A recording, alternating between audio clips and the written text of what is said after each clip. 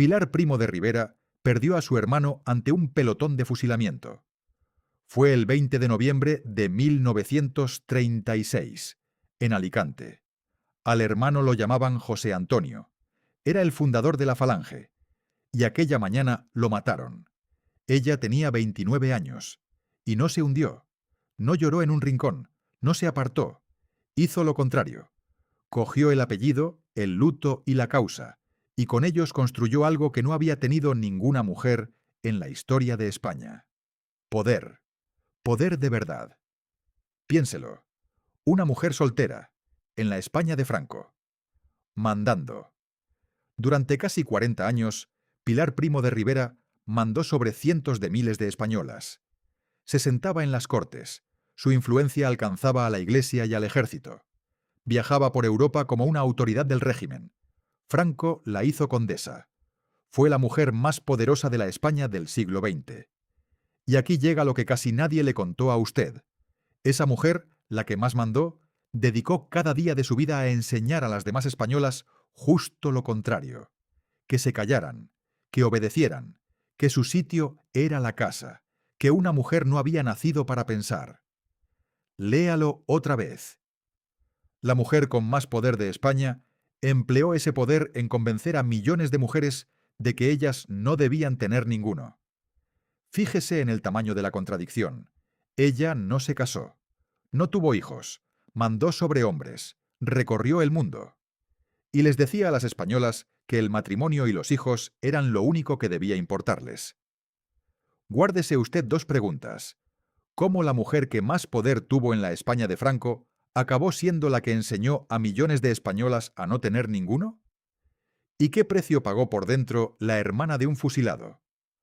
Las dos respuestas llegan en esta historia. Esta es la historia de Pilar Primo de Rivera, la hermana de José Antonio, la condesa del Castillo de la Mota, la mujer que mandó sobre media España y predicó la sumisión. Quédese conmigo. Va a conocer a la mujer más poderosa de la España de Franco. Va a entender cómo la hermana de un fusilado se convirtió en la que se sentaba en las cortes entre generales y ministros. Y va a descubrir la contradicción más increíble de su vida. Cómo esa mujer todopoderosa dedicó cada día a enseñar a las españolas que su sitio era callar y obedecer. Aguante hasta el final. Y una cosa antes de empezar. Si a usted le interesa la verdad del poder en la España del siglo XX, quién mandó de verdad y cómo y a qué precio, entonces este canal es su sitio. Aquí lo contamos con documentos en la mano y sin consignas. Suscríbase a Gloriosa España. Le estábamos esperando. Vamos al principio. A una niña marcada por un apellido enorme. María del Pilar Primo de Rivera y Sáenz de Heredia nació en Madrid el 4 de noviembre de 1907 y nació ya dentro de la historia de España, porque su apellido no era un apellido cualquiera.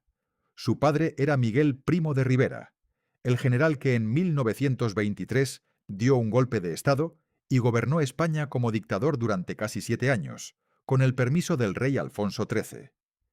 Imagine la infancia de esa niña, hija del hombre que mandaba en el país, criada entre cuarteles, palacios y política, rodeada de uniformes, de órdenes, de poder, con un apellido que abría todas las puertas y que cargaba todas las responsabilidades.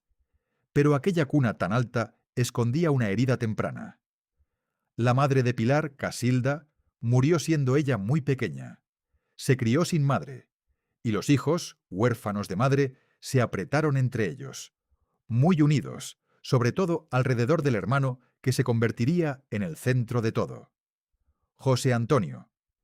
Y entonces la rueda giró, y giró en contra. En 1930, la dictadura de su padre se hundió. Perdió el apoyo del ejército, perdió el favor del rey. Y Miguel Primo de Rivera dimitió y salió de España, camino de París. Allí, solo, enfermo y derrotado, murió pocas semanas después, en el exilio, lejos de todo, lejos de los suyos. Pilar tenía 22 años, y ya sabía lo que era ver caer a los suyos desde lo más alto. Un año después, en 1931, llegó la Segunda República.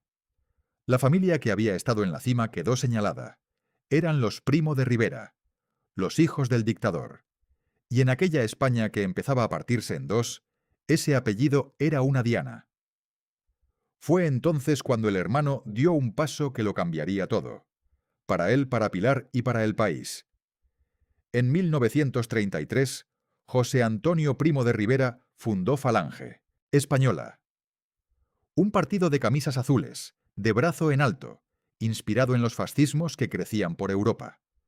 Un partido que hablaba de patria, de nación, de revolución, y que pronto se vio metido en la espiral de violencia de aquellos años. Pilar estaba allí. Escuchó a su hermano en el acto fundacional, en el Teatro de la Comedia de Madrid, aquel octubre de 1933. Lo vio hablar, lo vio encender a la sala, y se entregó a la causa con el alma entera. Fíjese en un detalle que lo dice todo sobre ella. José Antonio no quería mujeres en la Falange, lo tenía clarísimo. La política, pensaba, era cosa de hombres.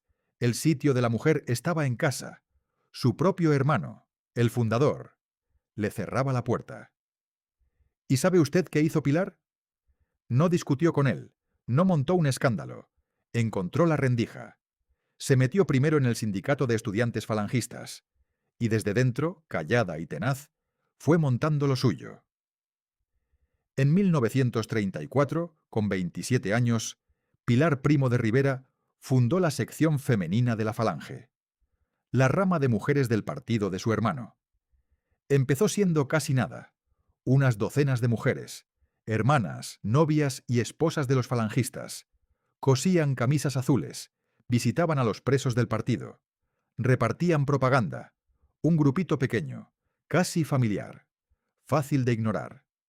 Nadie podía imaginar en aquel 1934 que esa organización minúscula iba a convertir a Pilar en la mujer más poderosa que había pisado España. Y en la más contradictoria. Pero antes de llegar ahí, la historia de Pilar se tiñó de sangre. Otra vez. Porque llegó 1936. Y con él, la guerra. En julio de 1936, España estalló en una guerra civil. Y para la familia Primo de Rivera, aquello fue una tragedia tras otra. José Antonio estaba en la cárcel de Alicante, en zona republicana, cuando empezó la guerra. Atrapado. Y allí, el 20 de noviembre de 1936, tras un juicio sumario, fue fusilado. Tenía 33 años. Deténgase un momento en lo que aquello significó. Para media España, José Antonio se convirtió al instante en un mártir, en el ausente, en el símbolo por el que se combatía. Su nombre acabó grabado en las fachadas de las iglesias de toda España. Pero para Pilar, José Antonio no era un símbolo, era su hermano. El hermano al que había seguido, al que había admirado, por el que lo había dejado todo. Y se lo habían matado. Y no fue el único. A su hermano Fernando lo mataron en Madrid en agosto de 1936, en una de las sacas de presos de la cárcel Modelo. Otro hermano perdido. Otra herida. Haga usted la cuenta del dolor de esta mujer. El padre, muerto en el exilio, hundido. La madre, muerta cuando ella era niña. José Antonio fusilado. Fernando, muerto en la guerra. En pocos años Pilar enterró a casi todos los hombres de su vida, y algo se endureció dentro de ella para siempre. Pilar decidió que su vida entera tendría, a partir de entonces, un único sentido: guardar la memoria de los muertos, sobre todo la de José Antonio, convertirse en la sacerdotisa de su legado, en la que cuidaría su recuerdo, su doctrina y su nombre hasta el último día. Recuerde esto porque es la llave de todo lo que viene. Pilar no buscó el poder por ambición personal. Lo buscó como quien cumple una misión sagrada, en nombre de un hermano muerto, y con esa fe de hierro, cuando la guerra terminó, se lanzó a construir su imperio, porque en 1939 Franco ganó la guerra, y España entera se convirtió en un estado del partido único. La Falange, la de José Antonio, pasó a ser la estructura oficial del nuevo régimen, y la sección femenina de Pilar, aquel grupito de 1934, se convirtió de golpe en la única organización de mujeres de toda España. Aquí empieza el ascenso. Agárrese, porque las cifras marean. De unas docenas de afiliadas, la sección femenina pasó a cientos de miles de mujeres encuadradas en toda España. Fue la mayor organización femenina de la historia del país. Y Pilar estaba en la cima, como delegada nacional, la jefa absoluta. Métase en lo que eso quería decir en la práctica. La sección femenina llegaba a cada pueblo, a cada barrio, a cada escuela de España. Enseñaba a las niñas y a las mujeres, las encuadraba, les decía cómo tenían que comportarse, cómo vestir, cómo pensar, cómo ser esposas y madres. Y luego estaba el arma definitiva, el servicio social. Preste atención, porque esto lo vivieron millones de españolas, a lo mejor su madre, y lo mejor su abuela, puede que usted misma. El servicio social era obligatorio. Toda mujer soltera, de entre 17 y 35 años, tenía que hacerlo si quería algo tan básico como un pasaporte, un carnet de conducir o un título. 6 meses de servicio.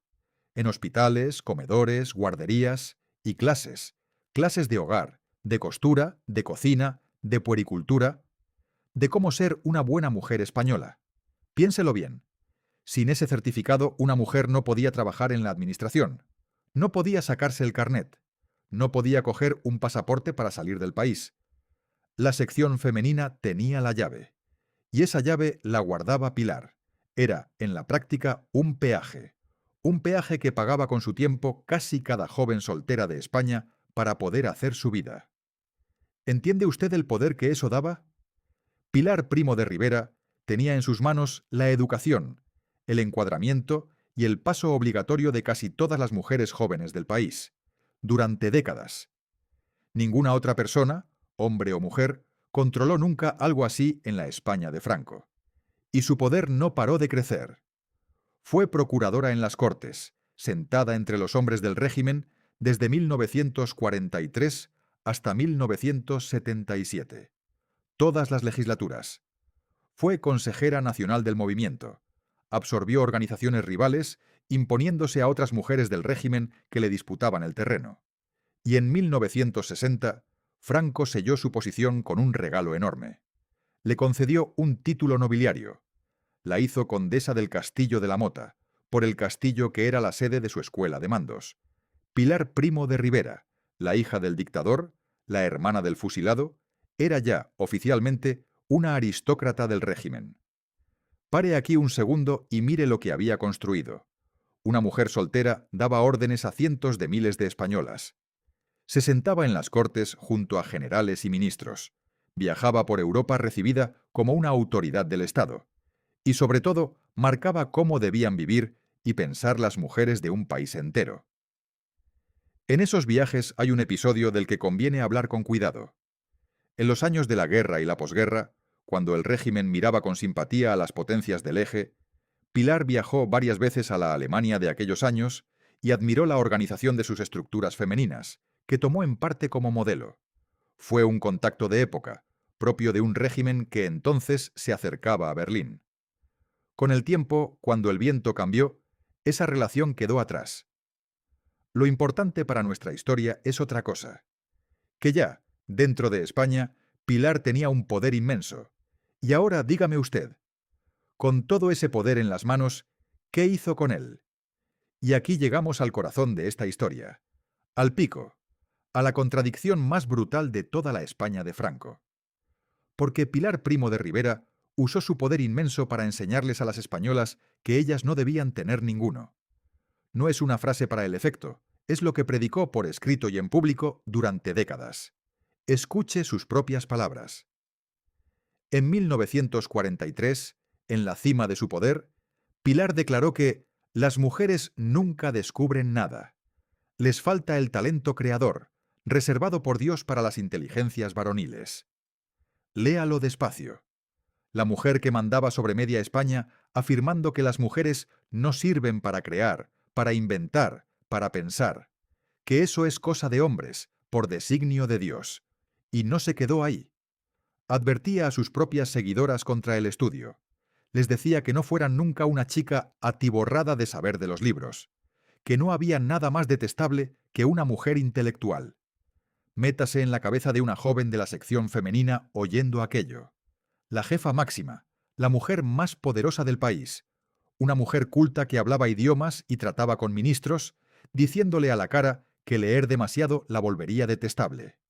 La doctrina era clara y se repetía sin descanso. La misión de la mujer era el hogar, el marido, los hijos, servir, obedecer, callar. La familia y los niños eran, según predicaba, el único objetivo que una mujer debía perseguir en la vida. Y ahora venga conmigo al filo mismo de la contradicción, porque aquí se cierra. La mujer que predicaba el matrimonio no se casó jamás. La mujer que predicaba la maternidad como único destino no tuvo un solo hijo. La mujer que decía que el sitio de la mujer era el hogar, pasó la vida fuera del hogar, mandando, viajando, gobernando una organización de cientos de miles de personas. La mujer que decía que las mujeres no servían para pensar, dirigió durante 40 años una de las mayores estructuras del Estado. Ese es el nudo, y no hay manera de deshacerlo. ¿Cómo cabe todo eso en una sola persona? ¿Cómo predicó Pilar cada día, una vida que ella misma no vivió ni un solo minuto? Ahí está resuelta la pregunta que le planteé al principio.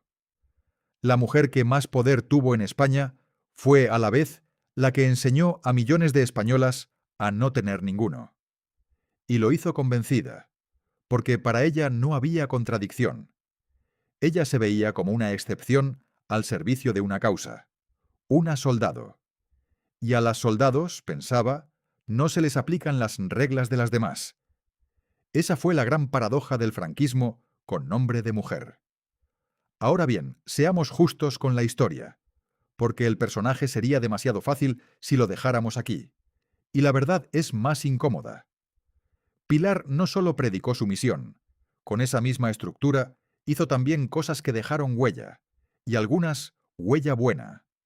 La sección femenina llevó la alfabetización a mujeres del campo que jamás habrían aprendido a leer. Llevó programas de sanidad, de higiene y de alimentación a la España rural más pobre y más olvidada. Formó a miles de maestras e instructoras. Y hay algo por lo que, quiera usted o no, media España le debe un pedazo de su memoria: los coros y danzas.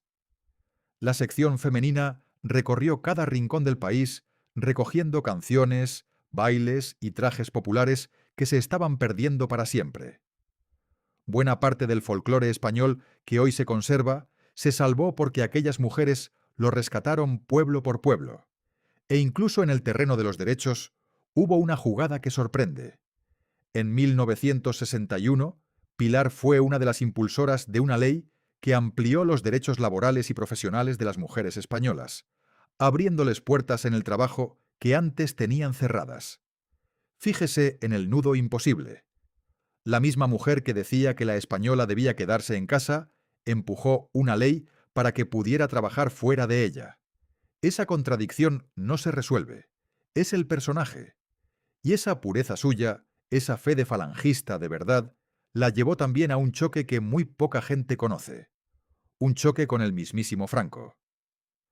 Vamos a 1941. Preste atención, porque esto mide exactamente hasta dónde llegaba y hasta dónde no llegaba su poder. Pilar era falangista de la primera hora, de las de José Antonio. Creía en la revolución falangista de verdad, con todo lo que su hermano había predicado. Y veía con rabia cómo Franco iba domesticando a la falange, vaciándola de fuerza, llenando el poder de militares y de conservadores de siempre que nada tenían que ver con la camisa azul.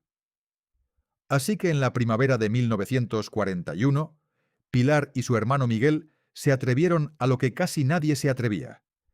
Le escribieron una carta a Franco, una protesta en toda regla. Le decían que la falange no tenía el poder que merecía, y le pedían que el mando pasara a los falangistas de verdad, a los de José Antonio, y llegaron a amenazar con dimitir si no se hacía. Entiéndalo bien, amenazar con dimitir para presionar a Franco, en 1941, cuando Franco era ya el dueño absoluto de España. Muy poca gente en aquel régimen tuvo el arrojo de plantarle cara así. Fue el episodio que se conoce como la Crisis de Mayo de 1941. ¿Y sabe usted qué hizo Franco? Lo de siempre. No se dejó presionar por nadie, ni por los Primo de Rivera. En vez de ceder, nombró ministro de Gobernación a un hombre que a los falangistas puros les resultaba insoportable. Un mensaje clarísimo: aquí mando yo, y la falange será lo que yo diga que sea. Pilar llegó a anunciar que dejaría la sección femenina, pero al final se quedó. Y aquí está el matiz que hay que entender bien, porque es fácil equivocarse. Pilar no era una enemiga de Franco. Nunca conspiró contra él ni discutió su poder personal. Lo que le dolía no era que mandara Franco, era que la falange de su hermano, la causa por la que habían matado a José Antonio, se estuviera quedando en nada. Su pulso era por el alma del partido, no contra el jefe del Estado. Tragó, se quedó, y siguió sirviendo al régimen durante más de 30 años. Guardó su rabia, como guardaba todo, y siguió adelante. Pero el tiempo, que no perdona a nadie, también fue con ella. A partir de los años 60, el mundo de Pilar empezó a quedarse antiguo. España cambiaba. Se abría, se modernizaba, se llenaba de coches y de turistas. Las mujeres jóvenes empezaban a estudiar carreras, a trabajar fuera, a mirar hacia una vida distinta, y aquella doctrina de la mujer sumisa y encerrada en casa empezaba a sonar a otra época, a un mundo que se acababa. Su influencia real fue menguando. Aquel título de condesa de 1960, visto de cerca, fue más un premio de retiro que una señal de poder en aumento. Un reconocimiento a lo hecho cuando lo que quedaba por hacer ya era poco. Piénselo. La mujer que había mandado sobre generaciones enteras de españolas se iba quedando sola, guardando una llama que al país ya empezaba a darle igual. Y entonces llegó el final de todo. La muerte de Franco, en 1975. Y el desmontaje del régimen al que Pilar había entregado la vida. Ella apoyó a Juan Carlos como sucesor, pero se opuso a lo que venía detrás, a la democracia, a la libertad de partidos, a la monarquía parlamentaria, a todo lo que enterraba el mundo de su hermano. Se quedó otra vez del lado de los muertos. En mayo de 1977, con la democracia ya en marcha y el movimiento disuelto, Pilar Primo de Rivera presentó su dimisión. Dejaba la sección femenina después de 43 años al frente. 43 años. Casi media vida de España cabía en ese mandato. Y con su marcha se apagó también la organización. La sección femenina se disolvió. El imperio que había levantado desde aquel grupito de 1934 desapareció con ella. ¿Se da usted cuenta de lo que le tocó vivir? Pilar enterró a su padre, enterró a sus hermanos, y al final tuvo que enterrar también su obra. Sobrevivió a todo, incluso a lo que había construido. Pasó sus últimos años como la última guardiana de una causa que ya no existía. Presidió una asociación de antiguas afiliadas.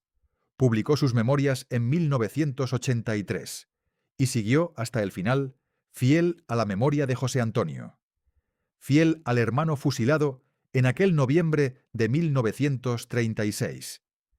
El hermano por el que lo había empezado todo.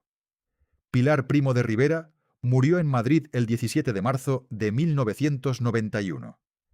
Tenía 83 años. Se fue soltera, sin hijos como había vivido, la última de una familia que la historia de España había ido borrando uno a uno. La enterraron en el cementerio de San Isidro, en Madrid. Y aquí, al final, volvamos al principio. A aquella mujer de 29 años de pie ante la noticia de que a su hermano lo habían fusilado. De aquel dolor sacó una fuerza descomunal. Levantó un imperio. Mandó como no había mandado ninguna mujer en España. Y usó cada gramo de ese poder para enseñar a las españolas a no quererlo nunca. Pilar tuvo el poder. Su hermano tuvo la tumba que ella custodió toda la vida. Y entre esas dos cosas, la mujer más poderosa de la España de Franco se pasó la existencia entera enseñando a las demás a ser todo lo que ella nunca fue. Ya tiene usted las dos respuestas. Cómo la mujer que más mandó acabó predicando la sumisión, porque por dentro lo vivía como una misión sagrada, y una misión no admite contradicciones. Ella era la excepción, las demás el rebaño que debía guiar. ¿Y qué precio pagó por la sangre de su familia, el de una vida entera consagrada a los muertos? Se quedó sola, sin marido y sin hijos, con la única compañía de una causa y del recuerdo de un hermano fusilado. Esa fue Pilar Primo de Rivera, la que más mandó, y la que más predicó que las mujeres no debían mandar en nada. Si esta historia del poder por dentro le ha atrapado, aquí en el canal tiene la de otros falangistas de aquella misma hornada. La de Girón de Velasco, otro falangista de los de verdad, incómodo también con la deriva del régimen. La de Dionisio Ridruejo, el que escribió el himno de la Falange y acabó rompiendo con Franco. Y la de Ramón Serrano Suñer, el cuñado de Franco, el hombre que tocó la cumbre del poder y cayó desde ella. Las tres enlazan con esta. Y si usted es de las que hicieron el servicio social, si recuerda las clases de la sección femenina, los coros y danzas, aquella España en la que a las mujeres se las educaba para el hogar, si vivió aquello, para bien o para mal, entonces este canal es su sitio. Aquí lo contamos como fue, con documentos y sin consignas. Suscríbase a Gloriosa España. Nos vemos en la próxima.